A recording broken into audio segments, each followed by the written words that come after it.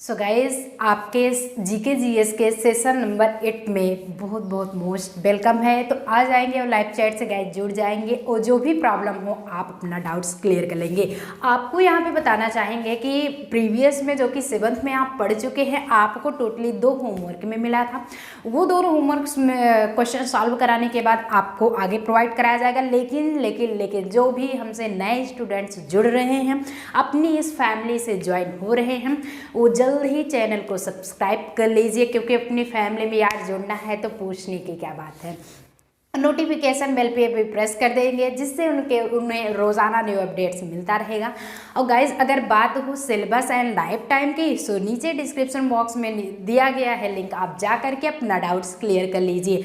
बात रही information and PDF notes की, सो @यूनियन क्लासेस करके टेलीग्राम पे ज्वाइन हो जाइए। नाउ आपको सब कुछ फाइंड हो जाएगा वहाँ पे, वो भी उसकी भी लिंक नीचे डिस्क्रिप्शन बॉक्स में दी गई है। लेकिन स्टार्ट करने से पहले कहेंगे कि आप लोग जिस तरह से मतलब बढ़िया से ढंग से अगर पढ़ाई कर रहे हैं तो जरूर आपकी भी सरकारी सीट एक ना एक हासिल होगी। और साथ ही साथ आपको कहना चाहेंगे कि जितने भी गाइस सभी कल विश किए, बहुत बहुत मेनी थैंक यू आप ऑल ऑफ यू। ऐसे ही अपना प्यार और साथ अगर अपनी इस फैमिली से बनाए रखेंगे तो हमेशा आप लोग आगे बढ़ते रहेंगे और साथ ही साथ अपनी भी ये फैमिली आगे बढ़ती रहेगी। सो बहुत हम खुश हैं कि आप लोगों ने विश किया और हमेशा आप लोग भी खुश रहिए। चलिए इसी के साथ स्टार्ट किया जाता है गाइज कि लेक्चर 8 का 2 पहले हम होमवर्क जो दिए थे वो नाउ सॉल्व कराया जाएगा। आफ्टर दैट आपको बताया जाएगा लेक्चर 8 के अंतर्गत क्या आने वाला है। अब आपका स्टार्ट होता है सेशंस। सो हम सब करते चलेंगे बढ़िया से और नाव पढ़ते चलेंगे कि भारत में रेडियो प्रसारण का आरंभ किस वर्ष हुआ था। आपका अगर पूछा जाए कि भारत में रेडियो प्रसारण का आरंभ किस वर्ष हुआ है, in which years did radio broadcasting start in India, इसकी बात किया जाएगा तो गाइज आप बताएंगे क्या, 1927, 1930, 1936, 1957। सो कितने गाइज करेक्ट आंसर किए हैं? सिर्फ 1-2 स्टूडेंट्स हैं जो कि करेक्ट आंसर करते हैं, बाकी कुछ नहीं किए हैं। सब मौज मस्ती में कल घूम रहे थे। पढ़ लो, पढ़ लीजिए। जो जितने भी गाइज ऑप्शन ए बता रहे हैं वो सभी सही हो जाएंगे कि 1927 में is the correct answer. Radio प्रसारण का प्रारंभ 1927 ईस्वी में हुआ था, ये कंफर्म हो गया। अब यहीं पे दूसरा होमवर्क गाइस दिया गया था। जो दूसरा आपका होमवर्क रहता है वो क्वेश्चंस आपसे रिलेटेड है कि निम्नलिखित नृत्यों में कौन गरीबों की कथकली के नाम से जाना जाता है। Which of the following dances is known as a Kathakali of the poor. So इसका करेक्ट आंसर गाइज क्या करेंगे कि चाणक्यारंतु, कोटन तुल्लन, कोडियानम या फिर मोहिनीअट्टम। इसका जो करेक्ट आंसर गाइस क्या होगा, चलिए देखते हैं कि कितने आंसर अब भी जवाब आते हैं। मान लीजिए आप मेन कमेंट बॉक्स में नहीं किए हैं लेकिन लाइव से जुड़े हुए हो यार, अब तो कर सकते हैं आप लोग। सो जितने भी गाइस ऑप्शन बी बता रहे हैं वो सभी सही हो जाएंगे कि निम्नलिखित नृत्यों में से गरीबों की कथकली के अगर से नाम से जाना जाए तो आपकी जानकारी के लिए बता दे रहे हैं Ottan Thullal is the correct answer. अब नाउ स्टार्ट किया जाता है आज का सेशन। सो आज के सेशंस में बने रहेंगे, नाउ सेशंस को थम्स अप भी करते चलेंगे, जिससे कि रोज़ाना न्यू अपडेट्स आपको अगर चैनल सब्सक्राइब किए रहेंगे तो मिलता भी चलेगा, एक भी वीडियो आपसे मिस नहीं होगा। यहाँ पे गाइस होता है कि सुप्रसिद्ध उर्दू शायर मिर्ज़ा गालिब कहाँ का मूलवासी था। ये आपके लिए क्वेश्चन है कि सुप्रसिद्ध उर्दू शायर मिर्ज़ा गालिब कहाँ का मूलवासी था। Where was the famous Urdu poet Mirza Ghalib native, यानी कि कहाँ का रहने वाला था। आगरा, लखनऊ, दिल्ली या फिर Lahore. So your time is start. चलिए देखते हैं कितने गाइस इसका सही आंसर करते रहेंगे। लाइव चैट से आंसर बिल्कुल भी करना नहीं छोड़ेंगे और सीन तो ज़्यादा से ज़्यादा करेंगे और ज़्यादा से ज़्यादा सब्सक्राइब करके नाउ सेशंस को शेयर भी कर देंगे, जिससे आपके और भी फ्रेंड्स आकर के नाउ इससे जुड़ जाएंगे, जिससे कि उन्हें रोज़ाना अपडेट्स मिलता रहेगा और ये फ्री ऑफ कोर्सेज उन्हें वीडियो भी मिलता रहेगा। सो जितने भी गाइज ऑप्शन ए बता रहे हैं वो सभी सही हो जाएंगे कि Agra is the correct answer. कि सुप्रसिद्ध उर्दू शायर, इसमें गाइज 2 क्वेश्चन मिल रहा है। सबसे पहले कि मिर्ज़ा गालिब कौन था, तो सुप्रसिद्ध उर्दू शायर मिर्ज़ा गालिब थे और कहाँ के मूल निवासी थे, आगरा के। कंफर्म हुआ मैटर, आगे चला जाए। अब बात करेंगे दूसरे क्वेश्चंस का। सो दूसरा क्वेश्चंस क्या होता है, आज डांसिंग प्रोग्राम कुछ ज़्यादा है। सारे क्वेश्चंस आपके अकॉर्डिंग टू डांस पे हैं कि निम्नलिखित में से कौन सा एक देव नृत्य है, कि which one is the following is a देवन नृत्य, यानी कि देव नृत्य। आपका ऑप्शंस दिया गया है गाइस, कथकली या फिर मोहिनीअट्टम, कुचिपुड़ी, भांगड़ा। एट फर्स्ट पहले भी आप पढ़ चुके हैं, लेकिन आपका चेंज क्वेश्चन था, ऑप्शन आपके सेम थे बट क्वेश्चन आपका चेंज था। चलिए देखते हैं कि आपके गाइस कितने सही आंसर करते हैं। सो जितने भी गाइस सही आंसर कर रहे हैं उनका बहुत बहुत धन्यवाद है कि आप लोग बढ़िया से पढ़ाई स्टार्ट कर दिए हो। बट डोंट माइंड जिस भी गाइस का आपका आंसर सही नहीं हो रहा है, डोंट एफ्रेड, प्रयास करते रहिए। We can do it and we will do it, एक दिन सक्सेस जरूर होंगे। सो जितने भी गाइज ऑप्शन बी बता रहे हैं वो सभी सही हो जाएंगे कि Mohiniyattam is the call to dev nritya. Confirm हुआ।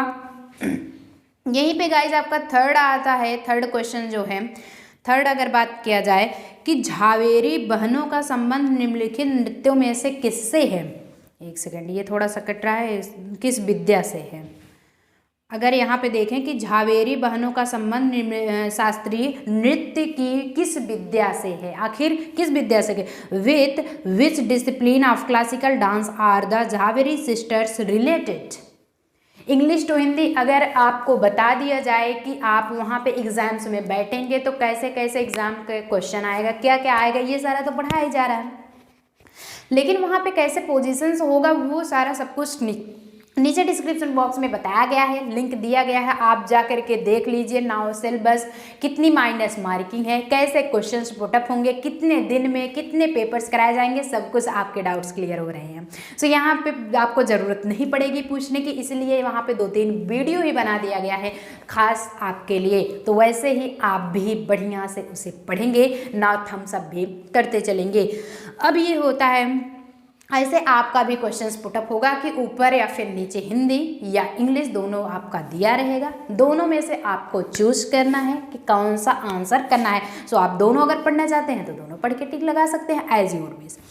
ओडिसी, मणिपुरी, कथक, कथकली। चलिए इसका भी आंसर देखते हैं कितने गाइस सही आंसर करते हैं। कुछ गाइस ऐसे होते हैं कि मतलब पहले भी पूछ रहे थे क्या मैम इंग्लिश में पूछता है या फिर हिंदी में। गाइस ऐसे ही सेम दिया रहता है, हिंदी में भी इंग्लिश में भी, दोनों में दिया रहेगा।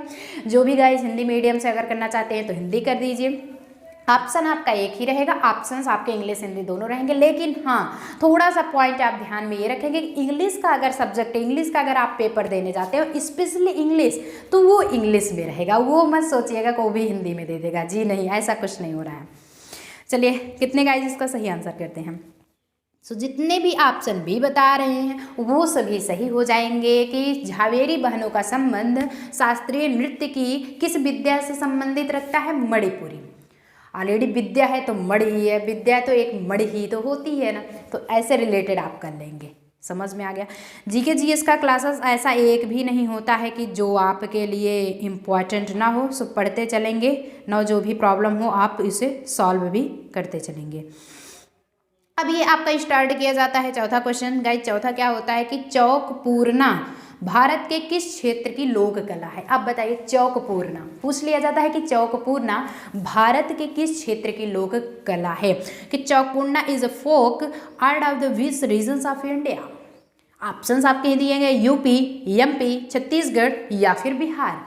इतना बढ़िया ऑप्शन है यूपी, एमपी। चलिए देखते हैं कितने गाइज इसका भी सही आंसर करते हैं। करते रहिए बिल्कुल। जितने भी गाइज ऑप्शन ए बता रहे हैं वो सभी सही हो जाएंगे कि UP is the correct answer. आगे चला जाए।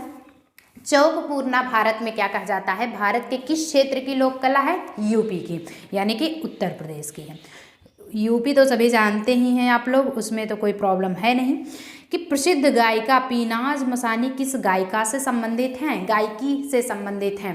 अभी इसमें 2 क्वेश्चंस बन रहा है। अगर पूछ लिया जाए कि प्रसिद्ध गायिका कौन है, तो पूछा गया है कौन थी, कि पीनाज मसानी है। वो भी किस गायकी से संबंधित रखती हैं, शास्त्रीय गायन, गजल, ठुमरे या फिर कर्नाटक, यानी कि कौन से गीत गाने के लिए उन्हें गायिका सुप्रसिद्ध मान रखा गया है।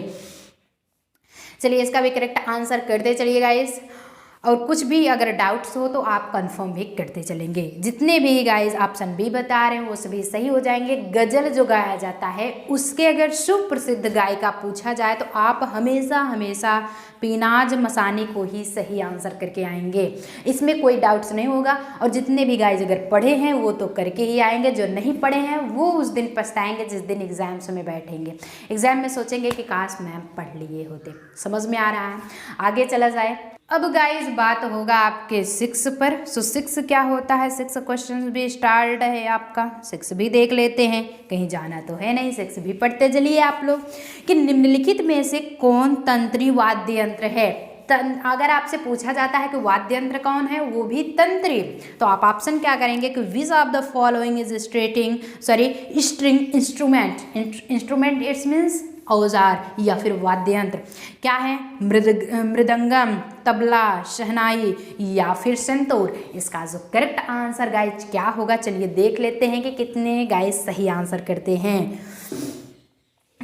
जी बिल्कुल करते रहिए, अच्छी बात है, आप लोग आंसर करते रहेंगे। जितने भी गाइज ऑप्शन डी बता रहे हैं वो सभी सही हो जाएंगे। जी बढ़िया, आप लोगों का मोस्ट वेलकम है। अब भी आप आ जाइए लाइव क्लासेस से, आपका क्लास स्टार्ट है। जब नहीं स्टार्ट होता है तो ही आप कहते हैं मैम किस दिन स्टार्ट होगा, किस दिन, लेकिन जब पढ़ाया जाता है तो यार आप लोग कहाँ होते हो। सबसे अच्छी बात तो वो है कि जिस दिन आप अभी कल विश किए, so thank you so much all of you. हमेशा हमेशा आप लोग खुश रहिए, आगे बढ़ते रहिए और एग्ज़ाम्स में आपकी भी एक सरकारी सीट हासिल हो। लेकिन उसके लिए आपको आत्मविश्वास और पढ़ाई ज़रूरी है। So study is the main point in our life and आपका जो आत्मविश्वास होता है, self confidence is the secret of the success. ये 2 चीज़ ऑप्शंस रख के चलेंगे गाइज। एक तो सेल्फ कॉन्फिडेंस, एक तो सेल्फ कॉन्फिडेंस हो गया, और आपका एक तो होता है जो हुनर होती है आपके अंदर, नहीं मुझे करना है तो करना। We can do it and we will do it. हमेशा प्रैक्टिस करिए, always practice, always practice, always practice is necessary in our life. हमारे जीवन में हमेशा के जो प्रैक्टिस, जो अभ्यास होता है वो ज़रूरी होता है। एक दिन आज पढ़ लिए, कल नहीं पढ़ना है, मैम सो रहे हैं, बढ़िया सो रहे हो तो फिर क्या होगा, एग्ज़ाम में भी आप सोओगे। तो ऐसी कंडीशंस मत ले आइए। आगे चला जाए। जितने भी गाइस संतूर ऑप्शन किए थे सब सही हो गए थे। अब 7th आपका स्टार्ट होता है, वो भी 7th बहुत बढ़िया कि मधुबनी लोक कला किस राज्य से, यहाँ पे थोड़ा सा वो जो हो गया मतलब हट गया, संबंधित है कि मधुबनी लोक कला किस राज्य से संबंधित है। तो किस राज्य से आप लोग बताएंगे। Madhubani folk art is related to which state? Orissa, Paschim Bangal, Bihar या फिर राजस्थान। इसके तो गाइस करेक्ट आंसर आप बताएंगे ही बताएंगे। इसका करेक्ट आंसर क्या होगा, चलिए देख लेते हैं। जितने भी गाइस ऑप्शन सी बता रहे हैं सब सही हो जाएंगे कि Bihar is the correct answer. Bihar जो है मधुबनी लोक कला से संबंधित होता है, ये अपने माइंड में कंसल्ट कर लीजिए। हो गया, बंद करके रख लो पढ़ाई। जितनी भी पढ़ाई कर रहे हो टोटली सब कुछ पढ़ते रहो। आगे जो 8 स्टार्ट होता है, यानी कि 8 क्वेश्चन क्या है आपका कि सबसे प्राचीन वेद कौन सा है। अब बताइए, वेद आपके यहाँ पे 4, यहाँ पे अगर वेद पूछा जाए कितने टाइप्स के होते हैं, 4 टाइप्स के ही होते हैं, ऋग्वेद, सामवेद, यजुर्वेद, अथर्ववेद। लेकिन इसमें पूछा क्या गया है कि सबसे प्राचीन, it's means which is the oldest Ved. Veda नहीं पढ़ेंगे गाइस, वेद ही पढ़ेंगे, लेकिन which is the oldest Ved ये तो आपको पता ही होगा। चलिए देखते हैं कितने गाइस इसका सही आंसर कर रहे हैं। सो जितने भी गाइज ऑप्शन ए बता रहे हैं वो सभी सही हो जाएंगे। क्योंकि ये जो लिखा गया है ये सीरियल नंबर से ही लिखा गया है कि ऋग्वेद जो होता है सबसे प्राचीन होता है, इसलिए सबसे ऊपर रखा गया है। तो जो क्या कहेंगे, जो टॉप पे आते हैं सबसे पुराने बूढ़े हो चुके हैं, ऐसा कुछ नहीं। नंबर 1 पे तो नंबर 1 ही कहे जाएंगे। तो नंबर 1 लास्ट तक होते होते वो तो प्राचीन हुआ कि नहीं हुआ, हुआ ना। अब यहाँ पे गाइस देखा जाए आपका 9 क्वेश्चन क्या होता है। 9 जो कि स्टार्ट है, आप देख सकते हैं कि त्रिपिटक किस धर्म का धार्मिक ग्रंथ है। किस धर्म का धार्मिक ग्रंथ है, धार्मिक ग्रंथ तो है ही त्रिपिटक, लेकिन किस धर्म का है ये तो कंफर्म होना चाहिए। Tripitaka is the religious text of which religion, Jain धर्म, हिंदू, बौद्ध या फिर इस्लाम धर्म। धर्म बहुत सारे होते हैं लेकिन यहाँ पे 4 ही ऑप्शंस आपके दिए गए हैं, ऐसा नहीं है कि 4 ही होते हैं जी, बिल्कुल नहीं। अब बताया जाए so D option is the correct answer. क्यों? क्योंकि जितने भी गाइज आप ऑप्शन डी बता रहे हैं वो सभी सही हो जाएंगे। इस्लाम धर्म जो होता है वो त्रिपिटक धर्म का ग्रंथ, महान ग्रंथ माना जाता है। जिस तरह से हिंदू का माना जाता है यानी कि गीता, श्रीमद् भगवत गीता, उसी तरह से जैसे मोहम्मडम का कुरान मानते हैं, वैसे ही सब जगह के अलग अलग आपकी व्यवस्था, क्या अलग अलग अपना अपना ग्रंथ मानते हैं। ईश्वर गाइस देखिए एक ही है, मानने वाले अलग अलग और उनको अलग अलग रूप में पूजने वाले होते हैं, श्रद्धा होनी चाहिए। आगे क्या होता है कि आजीवक संप्रदाय के संस्थापक कौन थे? आजीवक संप्रदाय के संस्थापक, इट्स मीन्स डायरेक्टर, फाउंडर कौन थे? कि who was the founder of the आजीवक sect यानी कि संप्रदाय, सिटी उपाली, आनंद, मकली गोशाल या फिर रागलो मद। इसका करेक्ट आंसर गाइस क्या होगा? 10 आपका स्टार्ट है और देख लेंगे, करेक्ट आंसर जरूर करते रहेंगे। सो जितने भी गाइस ऑप्शन सी बता रहे हैं वो सभी सही हो जाएंगे कि Makkhali Goshal is the correct answer. Daily आपका लाइव सेशन सभी स्टार्ट हो गया है, चलेगा। सो घड़ी के आपके 5 बजे से ये क्लास स्टार्ट है। सो आ जाइए और अपने इस क्लासेस से, अपने इस फैमिली से जुड़ जाइए। जो भी डाउट्स हो आप पूछते भी चलेंगे। 11 आपका स्टार्ट होता है। अगर 11 की बात किया जाए तो 11 क्वेश्चंस क्या होता है गाइस कि वार्षिक पुरस्कार, एक सेकंड चलिए, कि वार्षिक पुष्कर मेला किस राज्य में आयोजित किया जाता है? वार्षिक पुष्कर मेला। अगर बात हो पुष्कर की तो पुष्कर कहाँ पे होता है? राजस्थान में ऑलरेडी होता है। कि in which state in the annual Pushkar fair मतलब मेला ऑर्गेनाइज्ड? राजस्थान, पंजाब, हिमाचल प्रदेश या फिर नन ऑफ दिस, यानी कि इनमें से कोई नहीं। इसका जो करेक्ट आंसर गाइस क्या होगा, चलिए देख लेते हैं कि ऑप्शन में कितने गाइस सही आंसर करते हैं। सो जी बिल्कुल करते रहिए, अच्छी बात है। आप लोग भी लाइव से आंसर करते रहेंगे। जितने भी गाइस हिमाचल प्रदेश बता रहे हैं वो सभी सही हो जाएंगे, क्योंकि वार्षिक पुष्कर मेला हिमाचल प्रदेश में ही आयोजित किया जाता है। ये मैटर यहाँ तक क्लियर हो गया। 11 क्वेश्चन तक आपको क्लियर हो गया है। अब नाव चलेंगे 12 पे। ऐसे धीरे धीरे आप पढ़ते रहेंगे और नाव पूरा का टोटल जानकारी लेते रहेंगे। कि पुरी की रथ यात्रा किनके सम्मान में निकाला जाता है? अब आपसे पूछा जाए कि पुरी की यात्रा जो होती है वो किसके सम्मान में उसकी रथ यात्रा निकलती है? In which honour is puris रथ यात्रा टेकन आउट, यानी कि बाहर निकाला जाता है, लिया जाता है। राम, कृष्ण, विष्णु या फिर कृष्ण, सुभद्रा व बलराम। इसका जो ऑप्शन करेक्ट ऑप्शन क्या होगा, चलिए गाइस देखते हैं कितने सही जवाब देते हैं। Your time is stop. जितने भी गाइस आप ऑप्शन ए बता रहे हैं वो सभी सही हो जाएंगे। श्री राम भगवान के लिए आपकी पुरी की रथ यात्रा उन्हीं के सम्मान में निकाला जाता है। ये आपका कंफर्म हो गया। अब बात किया जाएगा आपके 13 क्वेश्चंस का। सो 13 क्वेश्चंस क्या होता है यहाँ भी है। आज सब कुछ सारी चीज़ें फेस्टिवल से ही मनाई जा रही हैं आपके फेस्टिवल में, क्योंकि डांस भी होता है, आप बढ़िया बढ़िया अच्छे अच्छे चीज़ पकवान खाते हैं, मतलब सब कुछ जितना भी रिलेटेड होता है सब उससे से आपसे क्वेश्चन पुटअप किया गया है। कि नवरोज किन लोगों का नववर्ष पर्व है? जिस तरह से मतलब कि और सभी जगह अप्रैल में अपना मान लेते हैं कि आपका 1 अप्रैल से 31 मार्च तक न्यू सेशंस मनाया जाता है, कि नया वर्ष 1 अप्रैल से आपका 31 मार्च 1 ईयर होता है, ये एक समझेंगे 1 ईयर हो जाता है। लेकिन अमेरिका में कैसे मनाते हैं कि 1 आपका जनवरी से 1 जनवरी से आपका टोटली 31 दिसंबर ये मनाया जाता है। ये क्लियर होता है। लेकिन उसी के साथ अलग अलग ये धर्म की मान्यता, अभी तो आप यहाँ पे इसी क्वेश्चन में दो जानकारी फाइंड कर लिए। एक तो सभी देशों के लिए मनाया जाता है नववर्ष, और यहाँ पे क्या पूछा है कि नवरोज, ये तो नाम ही दे दिया गया है कि नवरोज किन लोगों का नववर्ष है। Navroz is the new year festival of is people. Option क्या होगा, ईसाइयों का, बौद्धों का, जैनियों का या फिर पारसियों का, यानी कि किन लोगों का ये नवरोज नया वर्ष के रूप में मनाया जाता है। सो आपका स्टार्ट है 13 क्वेश्चन का आंसर करते चलेंगे। और हाँ, क्वेश्चन की मार्किंग भी गाइज आप लोग करते चलेंगे। कुछ गाइज होते हैं देखते हैं बस ए डी ऑप्शन मतलब ऐसे दे देते हो, लेकिन हो सकता है कि किस नेटवर्क थोड़ा सा इशू की वजह से थोड़ा सा लाइव चैट इधर उधर 1 मिनट 2 मिनट इधर उधर भी हो सकता है, जिससे आपको ये कन्फर्म होना चाहिए गाइज कि आपको कन्फर्म तो होगा कि आप किस आंसर का क्या आंसर 14 का डी। बहरहाल बताते बताते आप लोग कर भी रहे हैं, लेकिन जो नए स्टूडेंट्स हैं उनके लिए बताया जाता है, उनकी जानकारी के लिए कि आप क्वेश्चन की मार्किंग भी गाइस करते चलेंगे, जिससे आपके लिए ही बेनिफिट होगा। सो आपका लाइव चैट में भी आपका नाम ऊपर आएगा।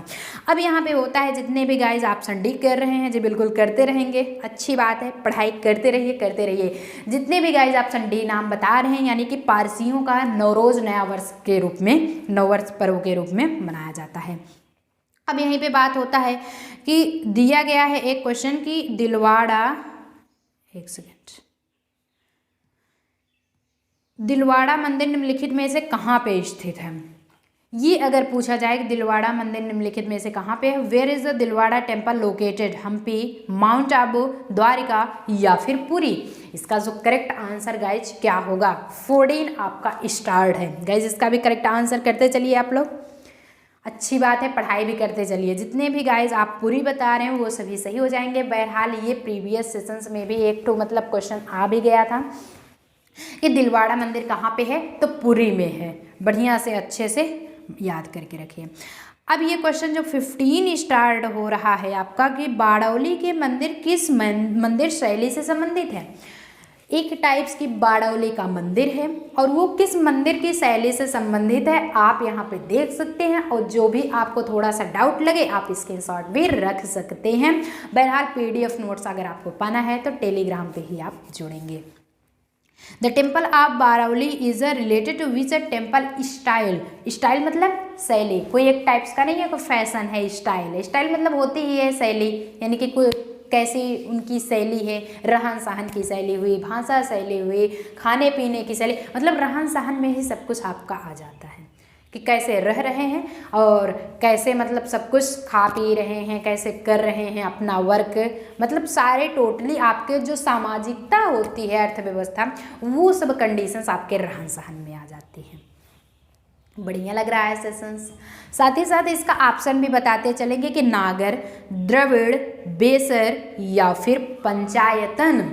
इसका जो करेक्ट आंसर गाइज क्या होगा, 15 आपका स्टार्ट है। जितने भी गाइज आप ऑप्शन बी बता रहे हैं वो सभी सही हो जाएंगे कि Dravida is the correct answer. Dravida जो है बारडोली के मंदिर में वो इसी मंदिर शैली से संबंधित रखता है। अब यहाँ पे गाइज 16 आता है। 16 थोड़ा सा देखेंगे कि कहते नहीं है स्विट्जरलैंड बहुत ही ज़्यादा फेमस है, लेकिन किसके लिए कि कौन सा स्थान भारत के स्विट्जरलैंड कहलाता है। भारत का स्विट्जरलैंड कौन सा स्थान कहलाता है। Which place is called Switzerland of India. Bharat का वो भी कौशानी, गोडाकू, ऊटी या फिर मोरांग। इसका जो करेक्ट आंसर गाइज क्या होगा, 16 आपका स्टार्ट है। बताते भी चलेंगे और साथ साथ नौ जानकारी भी आप लोग लेते चलेंगे। जितने भी गाइज ऑप्शन सी बता रहे हैं Ooty is the correct answer. Ooty जो होता है वो आपका करेक्ट आंसर है कि भारत का स्विट्जरलैंड ऊटी नामक स्थान कहलाता है। आगे चला जाए, अब बात होगा 17 क्वेश्चन का। 17 क्वेश्चन आपका क्या होता है, यहीं पे आप देखेंगे कि कौन सा स्थान भारत का, ये तो हो गया है ये क्वेश्चन, वही सेम था ना, चलिए कोई बात नहीं है, ये भी ऊटी ही होगा, देख लेंगे। इसका भी 17 का ऊटी ही होगा जी, बिल्कुल डोंट माइंड। ये थोड़ा सा मतलब आप लोग इधर उधर नहीं करेंगे, कोई दिक्कत हो तो बता दीजिएगा। अब यहाँ पे बात होगा 18 क्वेश्चंस का। अब यहाँ पे बात होती है 18 का। 18 क्या होता है कि भारत में प्राचीनतम तारामंडल गृह है। भारत में सबसे प्राचीन, बहुत ही ज़्यादा पुराना, प्राचीनतम तारामंडल गृह है। The oldest planetarium is India is कहाँ पे है कि कोलकाता, पटना, कुरुक्षेत्र या फिर हैदराबाद। इसका जो करेक्ट आंसर गाइस क्या होगा आप ऑप्शन बताते चलेंगे ना, अपना डाउट साथ साथ क्लियर करते चलेंगे।